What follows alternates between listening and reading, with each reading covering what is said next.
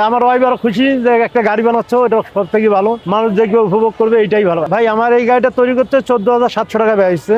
ভাই আমি ছোট থেকে আর্জেন্টিনা সাপোর্টার, আর ছোট থেকেই মানে আর্জেন্টিনা টিমকে পছন্দ করি। এই জন্য আর্জেন্টিনার একটা রিক্সা বানার চিন্তা ভাবনা ছিল।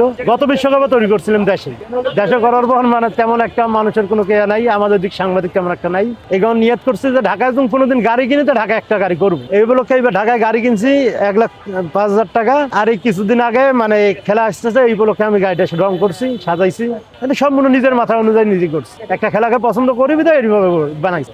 আমি আর্জেন্টিনার খেলা পছন্দ করি, মেসির খেলা সব থেকে বেশি পছন্দ করি। পাঞ্জাবের জগতে একটি বিশ্বস্ত নাম শাবাব এথনিক ওয়্যার। এইবারও বিশ্বকাপ নেওয়ার একটা আশা আছে। আল্লাহর মধ্যে যদি কোনো সমস্যা নয় ইনশাল্লাহ নিতে পারে।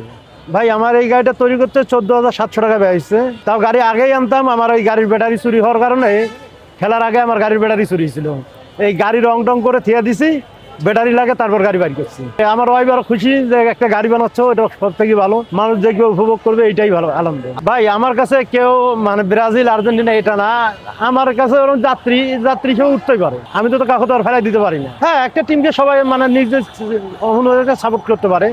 আমি ব্রাজিল করি, আরেকজন আর্জেন্টিনা করে, আরেকজন পর্তুগাল করে, আরেকজন জার্মানি করে, আরেকজন ফ্রান্স করে, সবাই করতে পারে। তাই বলতে যে সবাইকে ওঠাবো না এমন কোনো মানে না।